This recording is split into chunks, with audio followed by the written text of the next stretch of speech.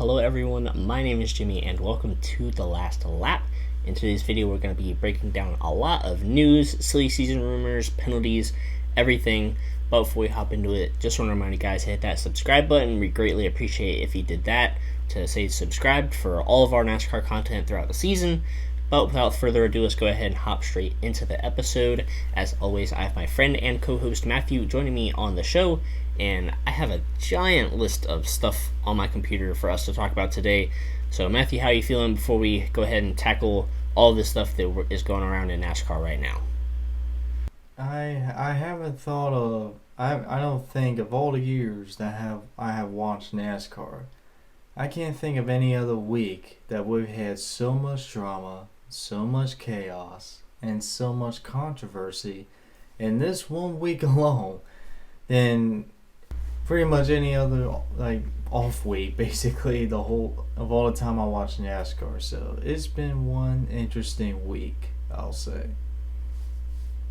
Alright, so we're going to start off this video, all this news by talking about things going on in NASCAR itself right now. So NASCAR has several concerns on top of them right now. First of all, and most importantly, is safety. NASCAR had a meeting with drivers before the race on Saturday to discuss safety and ways that they could improve the next-gen car so that we don't have drivers with concussions and injuries and all of that. NASCAR is going to design a new rear clip for the next-gen car for next year, and they're going to modify the middle clip. So if you guys aren't aware, with the next-gen car, there's a front, middle, and rear clip that they all put together and build. So like I said, they're going to design the new rear clip, and they're going to modify the middle one. And the results, apparently it went well. There will be a 50% reduction of G-force loads to the rear of the car. Apparently that's what NASCAR said. Some drivers said that that is not enough and that more work needs to be done, but I am glad that NASCAR is at least taking initiative to start the process of rebuilding the next-gen car, making it safer. So hopefully by the start of next year, the drivers can be a lot more comfortable with where the car is at, and we won't have much more of this talk because everybody doesn't like talking about this. So hopefully we can keep moving, NASCAR can keep moving, so we don't have to talk about this stuff anymore.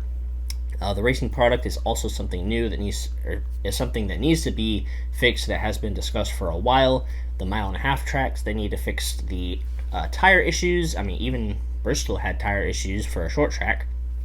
Whether that's Goodyear, NASCAR itself with the package, or the teams reducing the air pressure too much.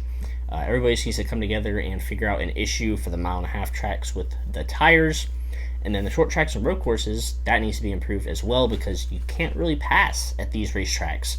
But this car was designed for the road courses, and yet we had the Charlotte Roval this past week that, it was really hard to pass. So NASCAR needs to fix that, whether that's the package, more horsepower, and messing with the tires, something that does need to be addressed because we're going to new tracks next year. We're going to the Chicago Street Course, road course. We're going back to North Wilkesboro, a short track. So this definitely needs to be improved before next season so we can have some good racing and for these brand new venues or returning old venues.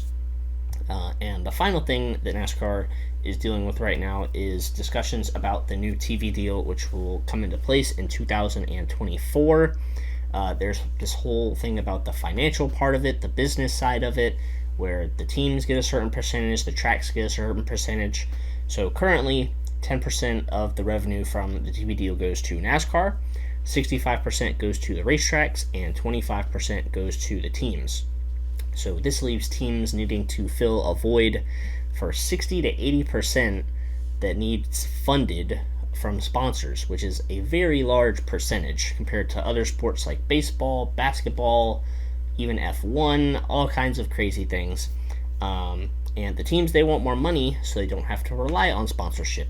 This is probably why Kyle Busch and Joe Gibbs Racing could not come to an agreement, because they had that huge sponsor and M&M's leave, and they couldn't find anything to fill that 60 to 80% filling that they needed to run Kyle Busch full time next year. So hopefully this whole negotiation, there's executives from like Hendrick Motorsports and Penske and all different teams trying to come together to come to an agreement so that when this next TV deal comes around, hopefully the teams can get a little bit more money.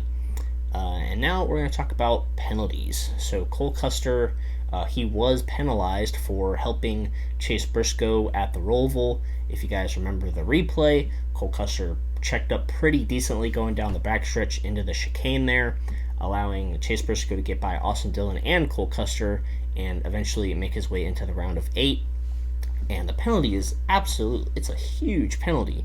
The crew chief was indefinitely suspended, so we don't know when he could be coming back. I would assume he's probably suspended for the rest of this season. Crew chief was also fined $100,000. Cole Custer was also fined $100,000. And there was a 50-point penalty for the driver and owner points. So this is a very big penalty. And, do I think it is the right call? Yes. Was the penalty a bit excessive? I personally think it was a little too much of a penalty. Thankfully, it doesn't have too much of an impact on the playoffs since Cole Custer is not in the playoffs. But the consistency on this call is very unclear because there are several instances where it was called a penalty, some where it wasn't called a penalty. So you'd think the other instance that was considered a penalty was Spingate at Richmond, where Clint Boyer pretty much spun out on his own to allow Martin Truex Jr. to gain some points to have a late race restart to get into the playoffs. And then there were instances where it wasn't a penalty, like Eric Jones at Martinsville in 2020, I believe, where his spotter literally told him to not pass the car in front of him to help Denny Hamlin advance to the championship 4. And then Chase Elliott at Bristol in 2021, he asked on the radio where he asked his spotter where Kyle Larson was so he could help him out and block Kevin Harvick so Kyle Larson could go on to win the race there. So a lot of gray area here, and hopefully I just want to see consistency. I want to see NASCAR call it as it is and lay down the penalty. Maybe not as big as a penalty as what Cole Custer just got, but I would like to see some consistency there. And the final thing is that Tyler Reddick was reportedly bought out by 2311 Racing. So when the Kyle Busch announcement was made by RCR, Richard Childress himself said that Tyler Reddick would run a third car for 2023. Apparently, those talks have rescinded, and 2311 bought out Tyler Reddick's contract. So apparently, he will be going to 2311 a year early. Not confirmed just yet. They're having a press conference Saturday morning, so we'll probably update you guys on our social media pages and in the review video for Las Vegas. I'm assuming this means Kurt Busch is planning on retiring, but I hope not. Maybe Denny Hamlin somehow found the money to buy a third charter for $30 million, maybe. I don't know.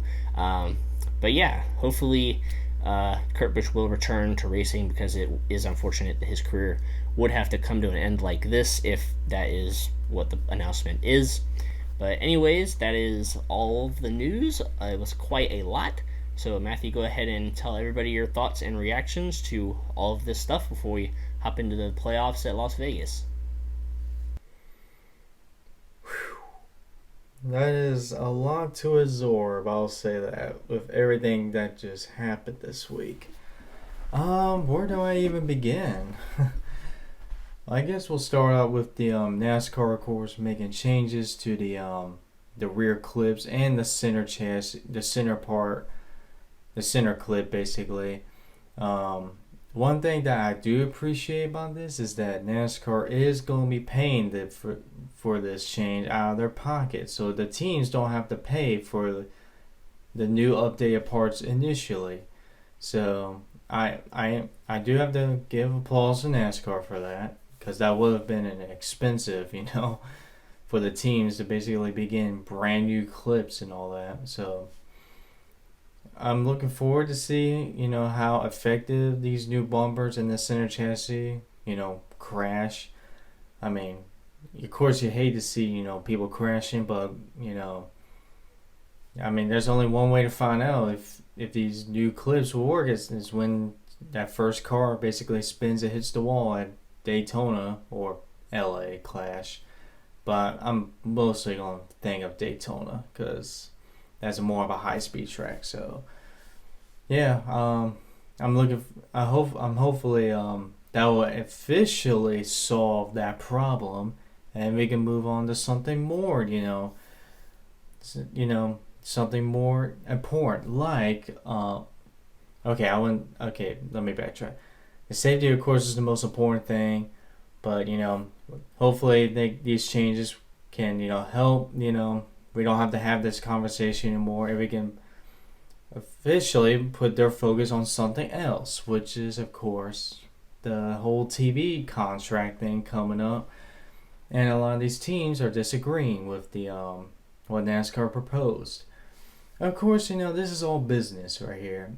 Of course, there's a lot of business that goes on here, a lot of business practices and negotiations, and it's going to take a while for all of them to basically come to an agreement. That's just how this is how it is. But the current contract is ridiculous. How in the world do 60% of that go to the tracks when they barely don't even touch that money that they get? They just do nothing with that, which I don't get at all. But hopefully the new contract will give more money to the teams, which means they wouldn't have to be so dependent on sponsorship, and sponsorship won't have to pay so much to be on the hood of the car, because they wouldn't because basically 80% of the funding right now is sponsorship. So hopefully with the new deal that they can basically, they don't have to lean so much into sponsorship. And so okay, now let's get to the big penalty here. Look, this has been very controversial. In my opinion, they got the call absolutely right. It was clear as day that he basically brake checked the whole field so his teammate can basically gain more spots to, help his cushion and advance to round 8. I mean, that was nothing Chase Briscoe did. That was just, Cole Custer's crew chief saying, "Oh, we got a tire down," which gives me flashbacks to the spin gate at Richmond, which I was there for that race. "Oh, is your arm hurt? Getting sore a little bit?" It spins out. But look, this was the absolute right call, but NASCAR has not been good when it comes to being consistent with this. And of course, there's some examples I have, especially last year. You mentioned Eric Jones, Denny Hamlin 2020. How about 2021? How about when Ross Chastain basically at Atlanta was slowing down Kyle Busch so his teammate Kurt Busch could win the race? Wasn't that, not giving it all effort there? I mean, he was basically just being in front of Kyle Busch, slowing Kyle down, so Kurt can basically catch up to him and pass him. I mean, where was the penalty for that? None. Oh, and thank goodness you brought this up. Let's talk about Bristol with Chase Elliott, when he basically was holding up Kevin Harvick after he clearly said on the radio, "Where's the 5? I'll help him out." And he basically was just holding Harvick up so Larson could pass him and win. Where was the penalty for that? Nowhere near to be found.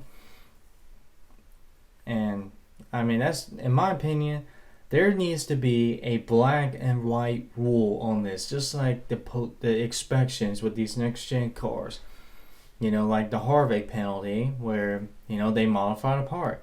It's clear, it's black or white. Either you modified the part, or you did not modify the part. It doesn't matter if you're just a millimeter, too much.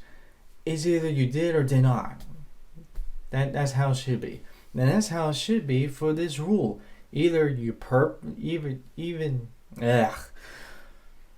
either you basically slow down on purpose, too much on purpose. Either you spun out on purpose, or it doesn't matter if the driver, the crew chief, the owner, the spotter. It doesn't matter if you get told what to do or not. If the SMT data clearly shows that you're slowing down way too much than normal, or spinning out on purpose, or wrecking someone on purpose, then that should be a penalty. You're trying to manipulate the finish. I mean, it shouldn't be that hard, but apparently it is. So That's how it should be. It should be black or white rule on this call. They got the call right on this one, but the past few times, like Chase Elliott, Ross Chastain, Eric Jones, they basically blew the call away. So that's just my opinion on that. I have So something really quick to add on before you talk about Tyler Reddick. So I think what makes this so difficult is that in like Ross Chastain's instance and Chase Elliott's instance is that I mean I don't have the data right in front of me so I can't tell, but I'm assuming that they ran 100%, but they were just running the line that the other car was running. That way, like they got in their way, but they were still running to the best of their ability, so that it helped the other person pass the other car. At least that's what I think. And I feel like that's what makes it so difficult because Ross Chastain, I'm sure he was running as fast as he could because he wanted to keep Kyle Busch behind him, but he was just running right in front of Kyle Busch, and Kyle Busch wasn't changing lines. So I feel like that's kind of where NASCAR's kind of thrown in the box a little bit, and where it's hard for them to make that decision. But anyways, I then just wanted to add that. again, that was the 550 package, which I understand that. But Bristol, I mean, you're fast or you're really slow with that 750 package back then. So even though Chase Elliott had damage, he was basically not really in race leading pace after the flat tire and such. So he was basically holding up Harvick. So that's just me. But yeah, anyways, you can go ahead and talk about Tyler Reddick before we wrap it up. I mean, just to be quick on this, I'm not surprised by this move. I mean, it's a shame. I thought Kyle Busch and Tyler Reddick would be an amazing dynamic duo as teammates, but I guess that's not happening. And I really hope Kurt Busch is not retiring. I hate for him to go out like this. If it is true, please come back to Phoenix. Just do one more race, please, Kurt Busch. But yeah, that doesn't surprise me at all. So yeah. All right. So what we're also going to do is we are going to quickly look at the playoffs because that is important since we're starting a new round here. So as we look at the standings heading into Las Vegas, the first race of this round, it'll be Las Vegas, then Homestead, then Martinsville, which both of us will be at. So that's going to be very exciting for us to be able to be at the cutoff race 2 years in a row together. But quickly looking at it, Chase Elliott plus 31, Logano plus 11, and then Chastain and Bell just a few points above the cut line, and then everyone below the cut line is under 10 points. So Blaney and Byron are both minus 3, Hamlin minus 5, Briscoe minus 9. So any of these drivers could advance to the Final Four, or any of them could not advance to the Final Four. I mean, we saw, unfortunately, Chase Elliott use his mulligan in the first race of each round so far at Darlington and then at Texas. So fingers crossed as a Chase Elliott fan that doesn't happen this weekend at Las Vegas, but we shall see how that all ends up. But people to watch for this weekend at Las Vegas, oh man, I don't even know because this next gen car is just so unpredictable. Anybody could have a great weekend and stand out, and somebody could not have a good weekend and fall off and drop out of the cut line. We saw Christopher Bell have a fantastic first round. I think he had the most points of any driver in the first round, and then have 2 straight breaks in the second round and have a terrible points days, being below the cut line, must-win situation going into the Roval, and he ends up winning. So anything can and will happen in this final round before we get to the championship race. So Matthew, what are some quick things you're going to be looking out for this week, or this round, I guess, before we ultimately decide the championship 4?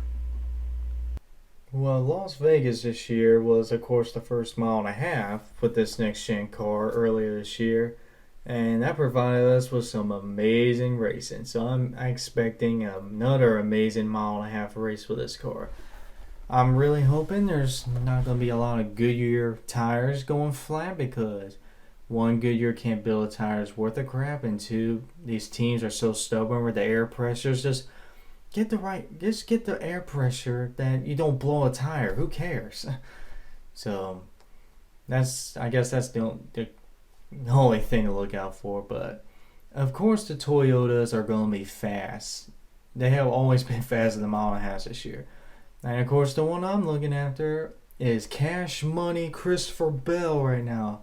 He might go back to back this weekend. I think he might lock himself in the championship 4. Especially how he was so strong in the first round. But he had a couple bad races in the second round. But he was clutch. An all-time clutch performance by Christopher Bell at the Roval.